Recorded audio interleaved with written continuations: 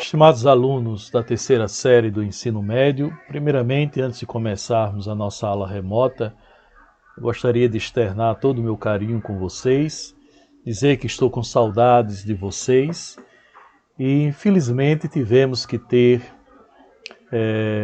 modificações no nosso planejamento escolar, saindo das nossas atividades presenciais para agora passarmos para as atividades com aulas remotas. Mas saiba que precisamos manter o foco, manter a disciplina em relação aos estudos. Apesar de estarmos vivenciando esse período atípico em relação à pandemia, a vida continua. O Enem vai acontecer, vocês estarão concluindo o ensino médio, terão um futuro pela frente, os sonhos devem ser, de certa forma, realizados. Para isso, precisamos manter o foco. E esse foco, acima de tudo, em relação aos estudos. Porque a gente só consegue vencer na vida, a gente só consegue ter sucesso na vida através dos estudos. Tá certo? Então vamos nos empenhar para assistirmos todas as aulas, manter realmente o foco para obtermos sucesso no Enem. Tá certo? Um abraço aqui a todos, já logo no início. E vamos começar a nossa aula remota.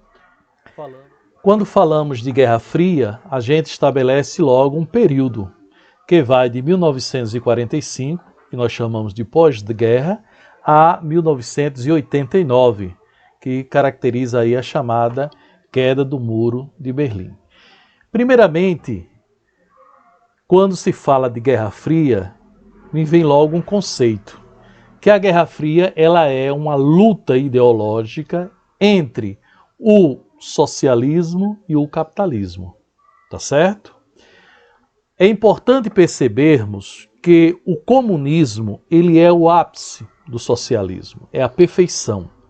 Nenhum país do mundo chegou a essa perfeição do comunismo.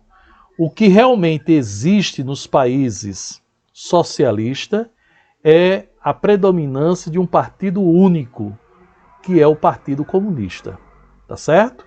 Então, essa relação da Guerra Fria, a gente estabelece logo uma luta ideológica entre o socialismo e o capitalismo. Essa disputa ideológica é pela liderança mundial. Cada um vai querer vender a sua ideologia. Cada um vai querer vender o seu sistema político e econômico. Os Estados Unidos vai dizer que o melhor sistema político e econômico é o capitalismo. Por outro lado, o socialismo vai dizer que o melhor sistema político e econômico vai ser este, que é empenhado e representado pela chamada ex-União Soviética. E por que eu chamo de ex-União Soviética? Porque ela não existe mais, tá certo? E essa disputa pela liderança do mundo passa a estar representada especificamente por um bloco chamado de União Soviética, que representa o socialismo, e o outro bloco que está representado pelos Estados Unidos, que representa o capitalismo, tá certo? Essa dimensão desta política ideológica inicia-se após a Segunda Guerra Mundial. A Segunda Guerra Mundial iniciou-se em 1939 e foi até 1945.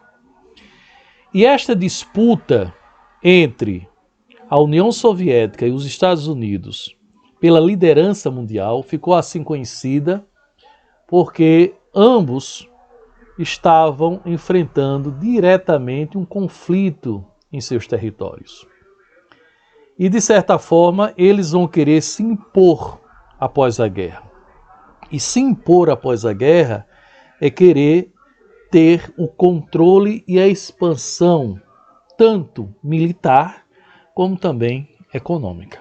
Tá certo? E aí se inicia, após 1945, o que nós chamamos de Guerra Fria. A Guerra Fria, tanto ela é chamada de Guerra Fria, como também de Guerra Ideológica. E por que é chamada de guerra ideológica? Vem das ideias. Porque cada bloco vai querer vender as suas convicções políticas e econômicas.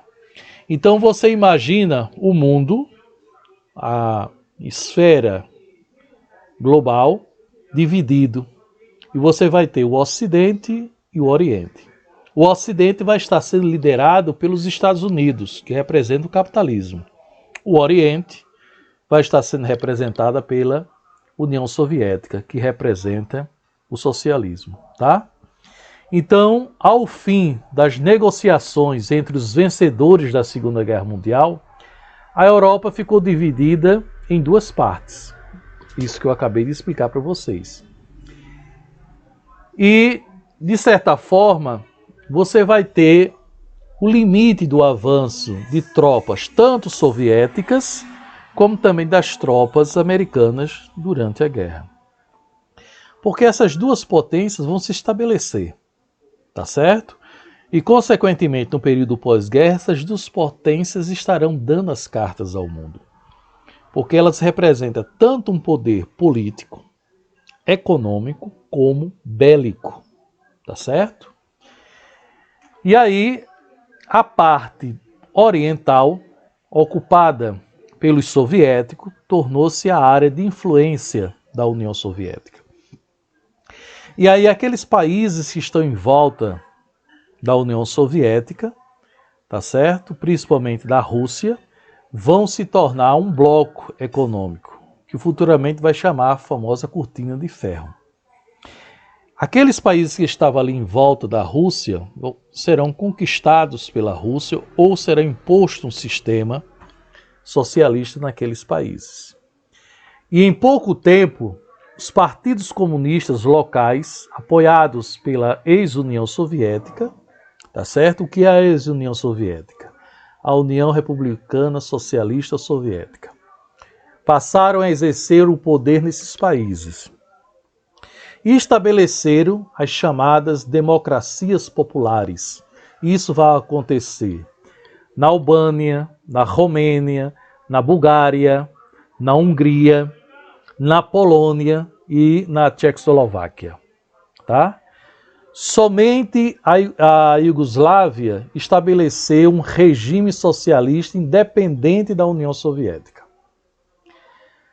A parte que nós chamamos a parte ocidental, ocupada por tropas, principalmente da Inglaterra e dos Estados Unidos, ficou sob a influência do capitalismo norte-americano. Nesta área, consolidava-se as chamadas democracias liberais, como existe até hoje, com exceção das ditaduras que vão estar presentes tanto na Espanha como em Portugal. As duas superpotências, e aí eu estou me referindo à ex-União Soviética e aos Estados Unidos, buscaram ampliar suas áreas de influências no mundo, intervindo direto e indiretamente nos assuntos internos dos diferentes países. E essas potências vão influenciar muito os países. Então, nesse período de Guerra Fria, que vai de 1945 a 1989, ou você é capitalista ou você é socialista, tá certo? E a consolidação da Guerra Fria vai se dar em 1947, com o objetivo de combater o comunismo e a influência soviética. Os Estados Unidos se organiza e vai dizer que vai estar combatendo o mundo de um mal que é o socialismo ou o comunismo, tá certo? De certa forma, os Estados Unidos afirmava que as nações deveriam ser livres e deveriam resistir a essa dominação. O que você percebe aí é que os Estados Unidos estavam vendendo a sua ideia, dizendo que o melhor sistema político e econômico era o capitalismo.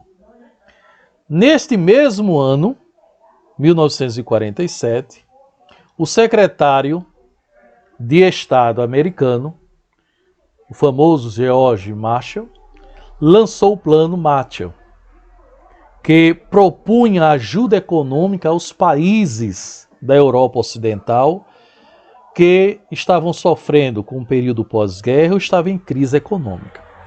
Os Estados Unidos vão emprestar dinheiro a esses países ou até mesmo dar dinheiro para que esses países não se tornem socialistas, para que eles permaneçam capitalistas. Tá certo?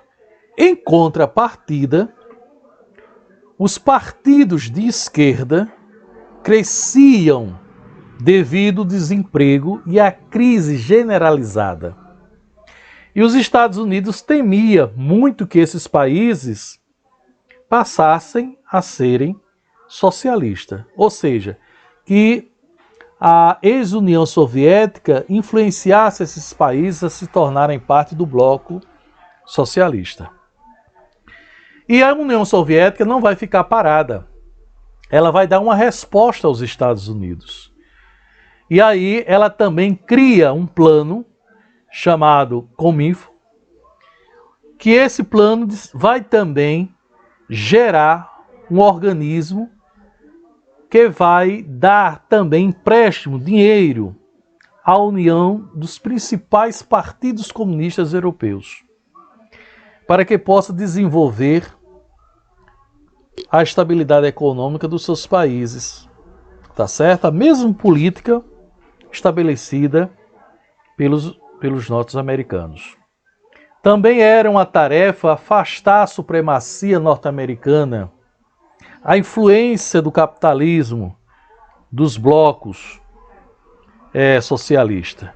E aí você vai ter os países que vão receber ajuda soviética, como a Polônia, a Iugoslávia, a Ucrânia, tá certo? E esses países vão formar aquilo que nós chamamos de cortina de ferro.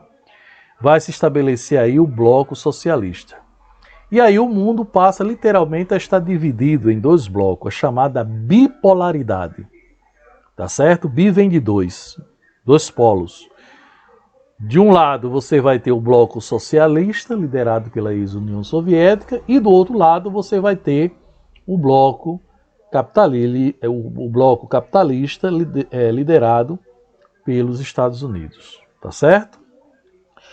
Foi criado também em 1949 o chamado Comenko, uma cópia do Plano Marshall para os países socialistas, que vai emprestar dinheiro, que vai ajudar esses países, tá certo? A se organizarem para não deixarem de serem, de certa forma, socialistas. E, mediante essa situação, essas potências vão evoluindo, vão se estabelecendo e vão criar mecanismos que venham ajudar e proporcionar os interesses militares. Tá certo?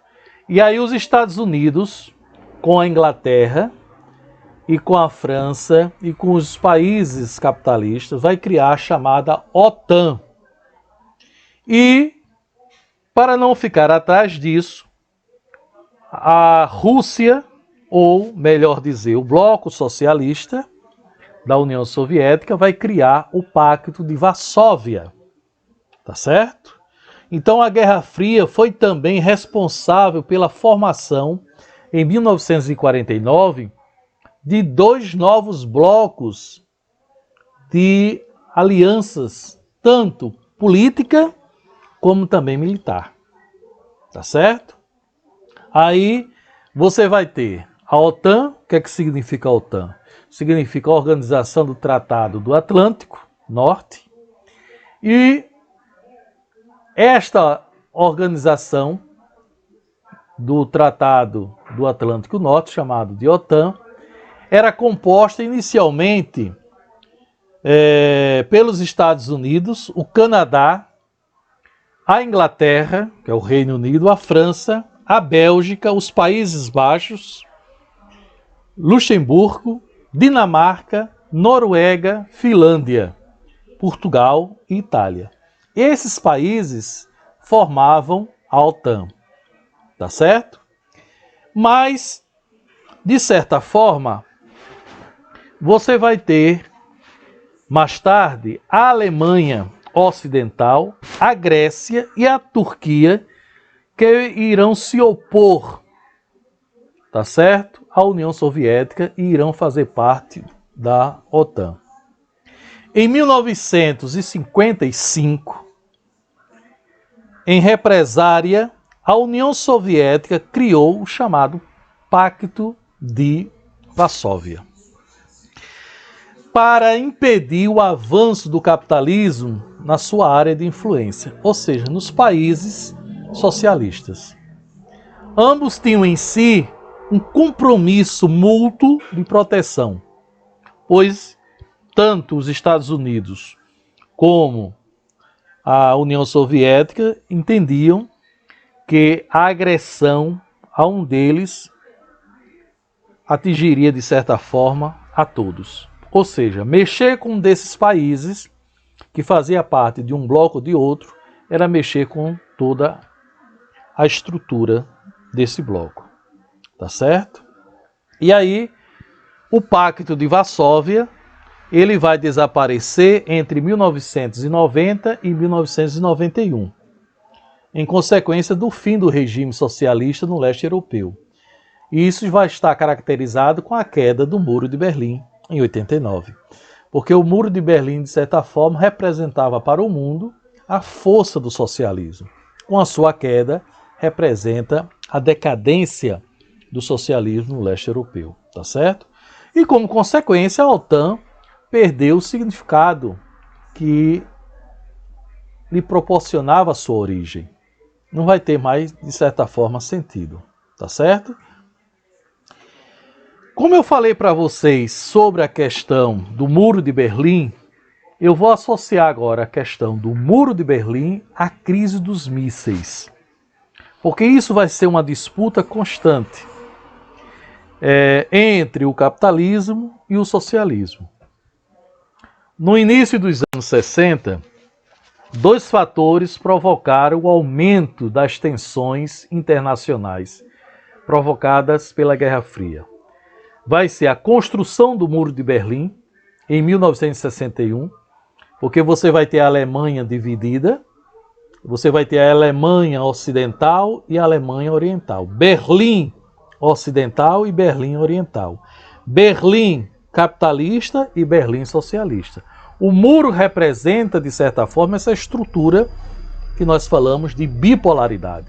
O mundo dividido em dois blocos, políticos e econômicos, liderados pela União Soviética, que representava o socialismo, e o capitalismo, que estava sendo representado pelos Estados Unidos. E a crise dos mísseis em 1962. E aí a gente vai entender isso aí.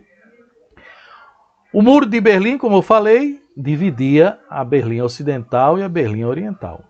O objetivo era impedir a saída dos profissionais e trabalhadores qualificados que deixava o sistema socialista da Alemanha Oriental em busca de melhores condições de vida na Alemanha Oriental, que era capitalista.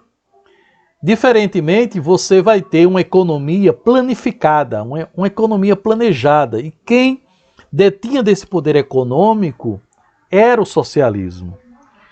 Em contrapartida, os trabalhadores podiam trabalhar 12 horas, 16 horas ou 8 horas, o valor dele era o mesmo. Você não tem essa questão de divisão de lucro, porque o socialismo combate isso. Tá certo? Por isso que esses trabalhadores estavam migrando para a Alemanha Ocidental, que era capitalista. Então a forma de impedir isso aí foi construindo o Muro de Berlim. Tá certo? E agora a gente vai entender o que foi de fato a crise dos mísseis. Por outra parte, a crise dos mísseis teve origem da pretensão soviética de instalar bases e lançamentos de mísseis em Cuba. Haja vista que, em 1950, nós vamos ter aqui na América Latina e mais especificamente na América Central, a chamada Revolução Cubana, onde Fidel Castro vai liderar, tá certo? Uma guerra interna, uma guerra civil, em que chega ao poder e, chegando ao poder, implanta em Cuba o sistema socialista. E Cuba é o único país da América Latina que é socialista. Isso passa, de certa forma, a ser uma grande vergonha para os Estados Unidos. Porque os Estados Unidos lidera aqui no Ocidente o capitalismo. E uma ilha, tá certo? Praticamente no quintal dos Estados Unidos, faz uma revolução e desta revolução torna-se socialista. E, de certa forma, os soviéticos irão aproveitar dessa situação. Então, aproveitando a disponibilidade de Fidel Castro, passa a ser construído bases militares soviéticas em Cuba, e ali está organizada uma base de lançamento de mísseis. Isso seria uma ameaça constante para os Estados Unidos. O fato também de ser chamado de Guerra Fria é em consideração de que essas duas potências, elas estão também relacionadas a um poder ibérico de bombas nucleares. Estão apontando mísseis constantes entre si. Lógico que nenhum deles tiveram coragem de apertar um botão e lançar uma bomba atômica, porque isso seria inviável governar depois com tudo destruído. Tá certo? E os Estados Unidos vai se organizar isso aí.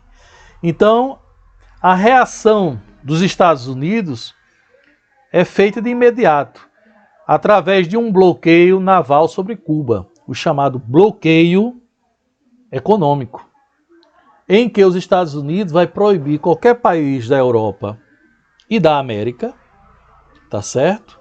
De comercializar com Cuba. Então, o único país da América que havia adotado o regime socialista vai ser Cuba. O mundo, de certa forma, conteve a respiração, porque aí você vai ter um momento de muita tensão, tá certo? Porque poderia se ocasionar aí uma terceira guerra mundial real, porque você vai ter também uma ameaça real aí dentro do território cubano, com mísseis apontando para os Estados Unidos. Outra coisa importante que a gente pode retratar aí vai ser a questão da guerra que você vai ter, de certa forma, ideológica, fria, mas também a corrida espacial. Tanto a União Soviética como os Estados Unidos, dentro da Guerra Fria, estão visando também a corrida espacial. E aí a gente pode perceber que uma das características da Guerra Fria vai ser também a corrida espacial. Você vai ter aí muito dinheiro, tempo e estudo que foram investidos, tanto pela ex-União Soviética, como também pelos Estados Unidos, para saber quem dominaria também a órbita terrestre. Os soviéticos saíram na frente em 1957, com o satélite, que vai ser lançado e vai ser colocado no espaço. Mas os americanos, eles irão se destacar porque eles vão colocar o primeiro homem na Lua em 1959. Então a corrida espacial não incluía aí somente o objetivo de levar pessoas ao espaço, mas também fazia parte do projeto de desenvolver armas de longo alcance, como mísseis continentais e escudos espaciais. Então você percebe aí que esse período da década de 60 e da década de 50 vai, de certa forma, ser muito importante para a área da tecnologia, porque você vai ter muito investimento aí, e depois que o homem foi à Lua, e depois que o homem foi ao espaço, essa tecnologia se fez também presente no cotidiano da nossa vida aqui na Terra. Então, uma das características também da Guerra Fria é a questão da corrida espacial, tá certo? E quando é que a Guerra Fria chega a seu fim, né? Ela vai chegar a seu fim em 1989, com as negociações estabelecidas pelos Estados Unidos, Reagan, que era presidente norte-americano, que vai manter contatos com o presidente soviético, que chega ao poder na década de 90, Mikhail Gorbachev, tá certo? Reagan era presidente norte-americano e Mikhail Gorbachev era o presidente soviético.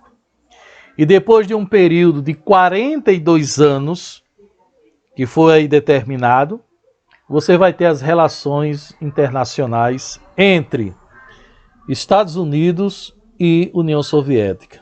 Estarão dialogando, tá certo? E, de certa forma, a queda do Muro de Berlim foi um marco que simbolizou a morte do regime socialista no leste europeu. Em outubro de 1990, as duas Alemanhas foram finalmente unificadas. E, igualmente, a desintegração da União Soviética inaugurou um novo período da história mundial. Ou seja, os países que faziam parte do bloco soviético, Polônia, Ucrânia, Chechênia, Bósnia, Lituânia, Romênia, esses países conseguem a sua independência. E aí acaba-se o bloco da União Soviética. Acaba-se a União Soviética e se estabelece aí a independência desses países e você vai ter agora só a Rússia, tá certo? Espero que não tenha ficado nenhuma dúvida em relação a isso e teremos a oportunidade de interagirmos, tá certo? Com perguntas, com atividades, mas eu gostaria que vocês pegassem aí o caderno para vocês fazerem essas anotações que eu acho de grande importância para vocês. Porque, de certa forma, a gente pode fazer um resumo das características tanto da ex-União Soviética como também dos Estados Unidos. E quais são essas características? Então vamos para as características do bloco capitalista, que está sendo representado pelos Estados Unidos. São 3 características importantíssimas. Primeira, a presença da propriedade privada, tá certo? Economia de mercado, sistema democrático. Estas são as 3 principais características do capitalismo, tá certo? Durante o processo da Guerra Fria. Vou repetir de novo: propriedade privada, economia de mercado, sistema democrático. Agora, as características do bloco socialista, que é representado pela ex-União Soviética, que também são 3. A economia, chamada de economia planejada ou planificada, que é controlada pelo Estado. A padaria, a farmácia, a escola, tudo pertence ao Estado, tudo é controlado pelo Estado, tá certo? Partido único. Os países que são socialistas, o que prevalece lá é o partido único, que é o Partido Comunista. Por isso que às vezes algumas pessoas acham que o comunismo e o socialismo é a mesma coisa, não é, tá certo? São consequências de um processo de evolução do comunismo. Mas esses países como China, Rússia, Cuba, eles são governados por um partido único, uma ditadura de um partido único, que é o comunismo. Mas o sistema político e econômico está caracterizado aí pelo socialismo, tá certo? Então, voltando, as características do socialismo: economia planejada ou planificada, partido único, que é o Partido Comunista, e a socialização dos meios de produção. Tudo estava voltado para o bem comum, para todos. E, teoricamente, você vai ter uma sociedade socialista sem divisão de classes sociais. Teoricamente. Quando eu me refiro teoricamente, é lógico que você vai ter ricos e pobres. Mas, de certa forma, o Partido Comunista e o sistema socialista pregava uma comunidade, ou melhor dizer, uma sociedade, teoricamente sem divisões de classes sociais. Tá certo? Então essa aí foi a nossa aula sobre Guerra Fria. E vamos entrar na próxima aula falando sobre globalização. E aí a gente vai ter a ajuda tanto da professora Alessandra como da professora Jonilda, que vai estar também falando sobre Guerra Fria, sobre globalização, sobre neoliberalismo, que são aulas que a gente vai ter, e essas aulas contextualizadas com as professoras de geografia, com a disciplina de geografia, tá certo? Um abraço a todos, nos encontraremos na nossa próxima aula remota.